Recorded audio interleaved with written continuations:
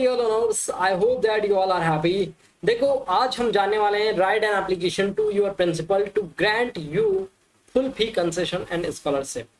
Okay, देखो ये कह रहा है हमारे से क्वेश्चन कि आपको जो है ना एक क्या बनाना है, एक एप्लीकेशन लिखना है। क्या लिखना है आप लोगों को? एक एप्लीकेशन लिखना है। एप्लीकेशन जो आप लिखोगे ये किस लिए लिख रहे हो आप? फी कंसेशन के लिए लिख रहे हो। ठीक है, लिख रहे हो आप फी कंसेशन के लिए। आप क्या लिख रहे हो? एक एप्लीकेशन लिख रहे हो। ठीक है, फी कंसेशन के लिए अगर आप लोग एप्लीकेशन लिख रहे हो तो लिखोगे कैसे? इसका मैं आप लोग को एक छोटा सा शॉर्ट ट्रिक बताने वाला हूँ। पहले तो आप एक फॉर्मेट को समझो। ये जो इतना पार्ट होता है हमारे पास में, ये होता है हमारे पास में इंट्रो पार्ट। क्या होता है हमारे पास में? Intro part. ये जो पूरे का पूरा ग्रीन कलर से मैंने लिखा है इसे बोलते हैं हम लोग बॉडी पार्ट। इसे हम लोग क्या बोलते हैं? बॉडी पार्ट कहते हैं। इसे कौन सा पार्ट कहते हैं हम लोग? बॉडी पार्ट कहते हैं। ठीक है ना, बॉडी पार्ट कहते हैं। और जो लास्ट वाला होता है ना इसको बोलते हैं एंडिंग पार्ट। क्या बोलते हैं? Ending part. देखो इंट्रो पार्ट और एंडिंग पार्ट आपको याद करने की जरूरत नहीं है भाई। वाह वाह वाह, क्या बात कही आपने। एंडिंग पार्ट और इंट्रो पार्ट आपको याद करने की जरूरत नहीं। तो आपको करना क्या है, ये जो बॉडी पार्ट होता है इसको याद करना है। इसको आपको याद करना है। ठीक है ना। देखो मैं कहता हूं अगर आपको प्रिंसिपल को लिखना है, अगर आपको प्रिंसिपल को लिखना है फुल फी कंसेशन के लिए, तो पुराना वाला पैटर्न भूल जाओ।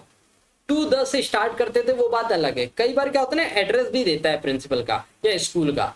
तो अगर एड्रेस वगैरह देता है तो आप ये वाला लिख दोगे 20 रामनगर कॉलोनी भोपाल MP 10/3/2025। मैंने एक एग्जाम्पल के तौर पे लिया है। अगर पेपर में देगा क्वेश्चन में तो ही आपको लिखना है, अदरवाइज मत लिखना। फिर आप स्टार्ट करोगे to the principal Adarsh higher secondary school JNMP। अब देखो इसके बाद बड़ी इंपॉर्टेंट बात आती है सब्जेक्ट। सब्जेक्ट कहाँ मिलेगा? तो देखो भाई सब्जेक्ट जो है ना ये आपको क्वेश्चन में ही दिया रहेगा। सब्जेक्ट क्वेश्चन में ही मिलता है, कहीं से ढूंढने की जरूरत नहीं पड़ती है। इधर देखो बोला है ना grant your full fee concession and scholarship, यही आपका सब्जेक्ट हो गया। हमने लिखा है रिगार्डिंग फी कंसेशन। रिगार्डिंग मतलब होता है के लिए या के बारे में। ठीक है, चलिए रिस्पेक्टेड सर। इसके बाद आप क्या लिख रहे हो? Most humble I beg to say, यहाँ पर से आएगा, यहाँ पर थोड़ा प्रिंटिंग मिस्टेक हो गया है। I beg to say that I am student of class 10th A of your school. ये लाइन हर एक बच्चे को याद होती है। ये वाली लाइन हर एक बच्चे को याद होती है। मैं क्यों बोल रहा हूँ कि ये लाइन हर एक बच्चे को याद होती है?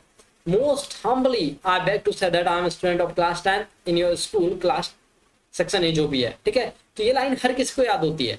ये लाइन हर बच्चे को याद हो जाती है। ओके, ये लाइन हर किसी को याद होती है। इसके आगे की बात बड़ी इंपॉर्टेंट है। My father is a lower division clerk. मेरे पापा जो हैं वो लोअर डिवीजन क्लर्क हैं। ही इज अनेबल टू पे the tuition fees of the school. वो भैया ट्यूशन फीस पे करने के सक्षम नहीं है। ओके, तो ये था आपका पहला पॉइंट, ये आपने बना दिया। दूसरा पॉइंट, 2 पॉइंट हो गए याद। पहला क्या था? My father is a lower division clerk. क्या आप बोल सकते हो? My father is a poor farmer, ऐसे ही बता सकते हो। ही इज अनेबल टू पे the tuition fees of my school, ऐसे ही बता दिया। इसके बाद लाइन नंबर 3 आपको याद कराता हूँ। I have always been a good and brilliant student. मैं पहले से ही भैया कैसा रहा हूँ? एकदम ब्रिलियंट और अच्छा स्टूडेंट रहा हूँ। ओके, 4th नंबर की लाइन याद करो। आई stood first in my last class. यानी कि लास्ट ईयर में मैंने क्या किया था? माई क्लास लास्ट ईयर, मैंने लास्ट ईयर में क्या किया था? मैं फर्स्ट आया था। आप बता रहे हो I stood first in my class last year. मैं क्लास में फर्स्ट आया था लास्ट ईयर। फिर आप बता रहे हो I had been a grateful guaranteed, जैसे आप क्या बोलो? I had been guaranteed full fee concession and scholarship last year. और इसी कारण से मैंने क्या किया था? लास्ट ईयर मुझे फुल फीस कंसेशन मिला था और स्कॉलरशिप भी मिली थी। So I request you kindly to continue my fees ship and scholar. तो मैं क्या कह रहा हूँ, ये जो मेरा पिछले साल फीस कंसेशन हुआ था इस साल भी आप कर दीजिए, इस साल भी आप कर दीजिए। अगर आपको ये थोड़ी लाइनें लंबी लग रही तो आप ये वाली लाइन स्किप कर देना और डायरेक्ट यहाँ पर लिख देना so I request to kindly provide me a scholarship और अ फुल फी कंसेशन। आपको जो लिखना है वो लिख दो।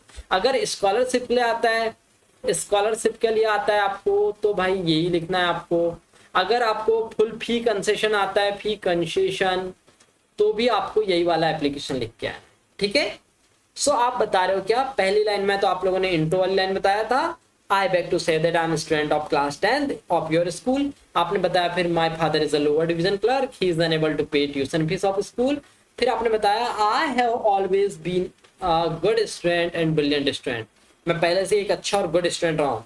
आई stood first in my class last year. मैं लास्ट ईयर क्या हुआ था, फर्स्ट आया था मेरी क्लास में। I had been guaranteed full fee concession and scholarship last year. मैंने लास्ट ईयर क्या किया था, पूरी फीस कंसेशन हो गई थी और मुझे स्कॉलरशिप भी मिली थी। So I request you kindly to continue my full fee concession और स्कॉलरशिप। तो मैं आपसे रिक्वेस्ट करता हूँ कि मेरे को जो है पहले की तरह ही फीस जो है लेस की, यानी कि फीस माफ कर दी जाए और स्कॉलरशिप दे दी जाए। फिर मैं बोलूंगा thanking you, you are obediently student Mahesh Soni.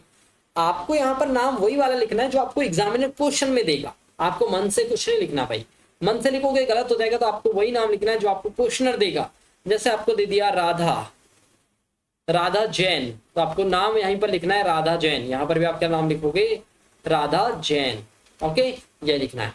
So I hope कि आप लोगों को ये एप्लीकेशन बहुत अच्छे से समझ आया होगा और आप लोग इसे बना लोगे। ओके, सो आप मुझे कमेंट करके ये जरूर बताइएगा कि नेक्स्ट वीडियो में किस टॉपिक पर लेके आऊं और आपको किस टॉपिक में ज्यादा प्रॉब्लम जा रही है। ओके, चलिए फिर मिलते हैं एक नए वीडियो के साथ में। तब तक के लिए bye, have a good day.